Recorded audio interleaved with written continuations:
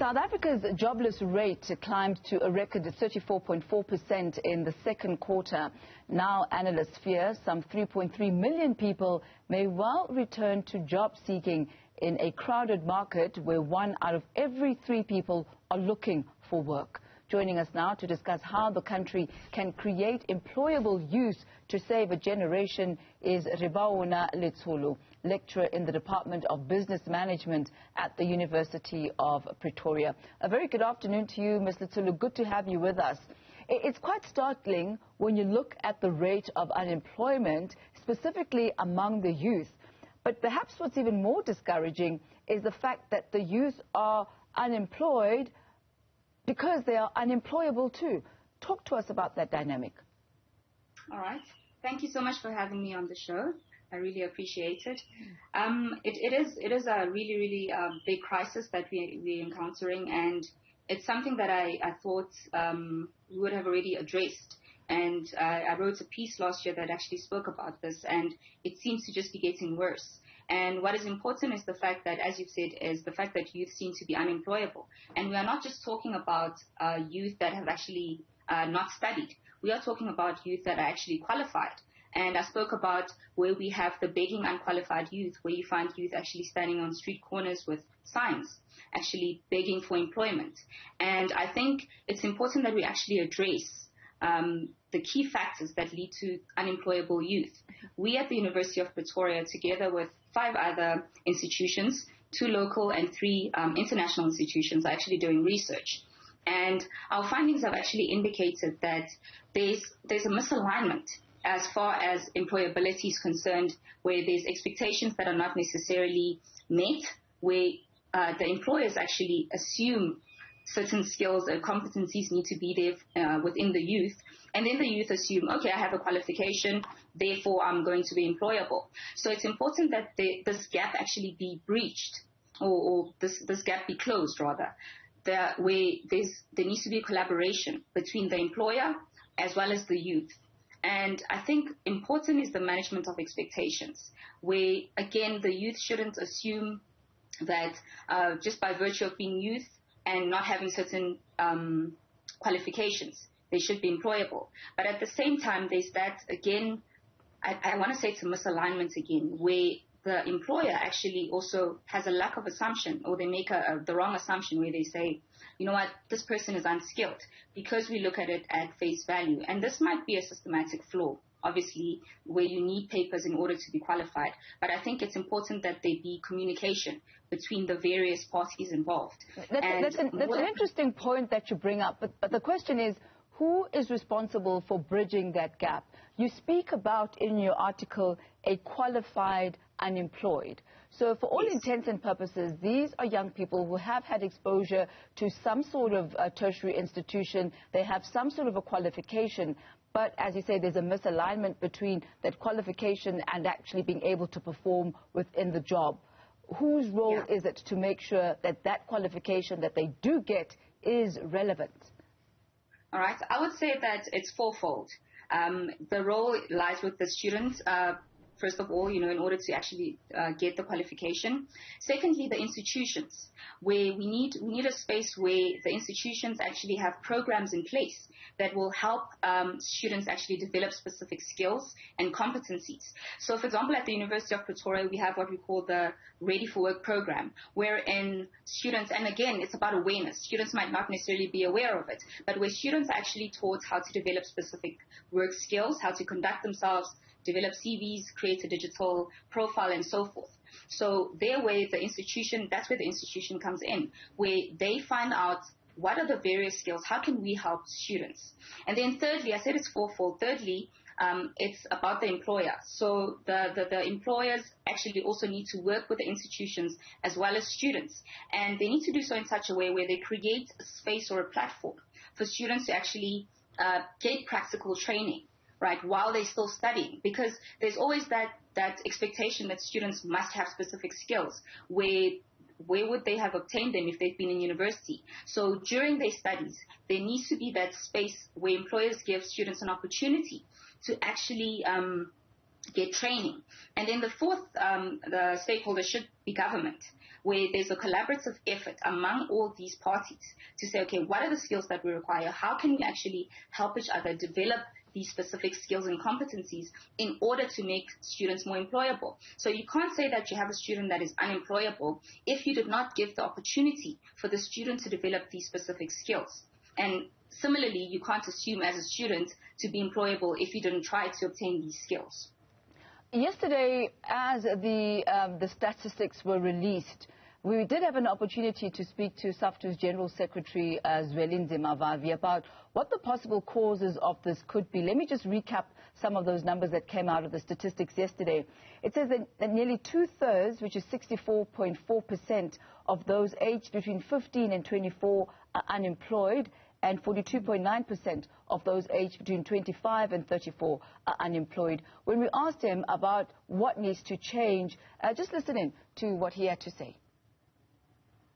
We've got to address the crisis of our dysfunctional public education that continues to sideline up to 48% of the youth and close them out.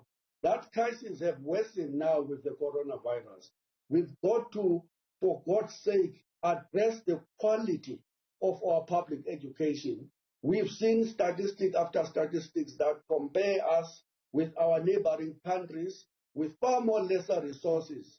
We can't compare. They have far better education than we have.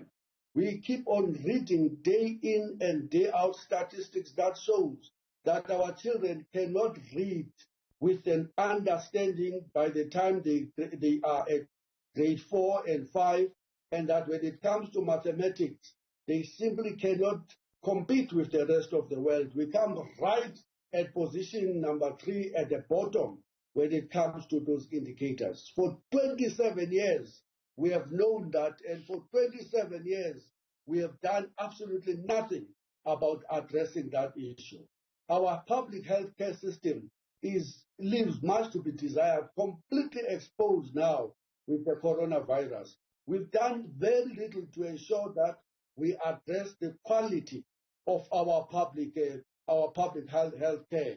You cannot have a growing economy when so many of your population are trapped in a healthcare system that does not make them to be productive competitors. Ms. Letsholo, you spoke about the stakeholders that are involved and the importance of a relationship that exists between government, the employer, the student, as well as the academic institution. But here, Mr. Vavi talks about the inferior public education system and perhaps the lack of preparedness for young people for even university. So by the time they enter institutions such as yours, University of Pretoria, they're actually not even equipped enough to be able to start at first year. What has been your experience about the readiness of young people, even for tertiary institutions? Well, I would say, you see, I tend to agree definitely with the statements made, with some of the statements made. I do think it needs to start at a foundation phase where you actually upskill students from a very, very young age, where you give them the relevant skills, such as maths, for example, as he has indicated. Because unfortunately, even though we actually have institutions, it's not everybody that's going to get in. I mean, by sheer force of numbers, there's no way that every single individual who finishes matric is going to get in. So I do agree with that, the fact that it needs to be foundational in nature. And yes, in terms of my experience, yes, I've seen that students are not necessarily ready for work by the time they get to tertiary, but I don't think we can really expect that students are ready for work, especially with the specialist skills. We can't expect that they have those skills. But I think something as fundamental as matric is important. And it's important that if the foundation is strong enough, we can actually have a generation of youth where we have the employed youth, the youth that have studied versus those that haven't, but they're still able to do work. Because at the end of the day, remember, there are still people who are able to do practical things, work with their hands, where they don't necessarily need a tertiary education.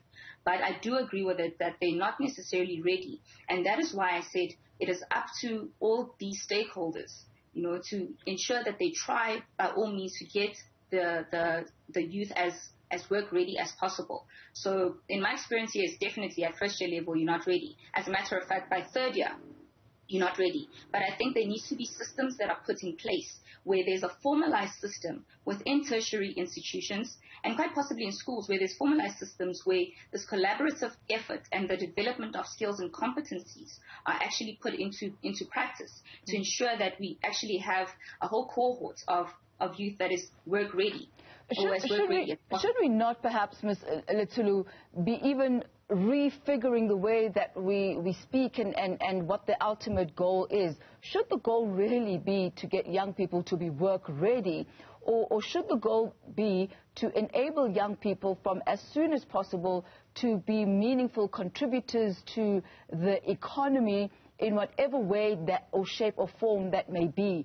It may not necessarily be about going into a job, but maybe even creating jobs.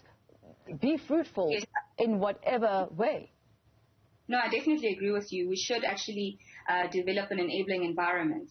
And with that is, this entrepreneurship is often seen as a silver bullet. It's seen as that, the Band-Aid that you put on the bullet hole. But important to note is there's often an assumption that if you are creative, if you have a business idea, you will automatically be successful. I think the narrative needs to change. And I agree with what you said. The narrative needs to change where creativity needs to meet business skills. Where, again, like you said, it should start from a foundational nature, where students are actually taught entrepreneurship from a theoretical perspective in schools as well as from a practical perspective. But important is there needs to be a match or a merging of the business skills as well as that creativity. So the problem that we have in the countries is it's definitely not because of a lack of creativity. We are one of the most creative societies. But the problem is the fact that people then don't really know how to take those business ideas and actually make them marketable, feasible, and sustainable. And so what we also need to do is to try and build a society that is independent.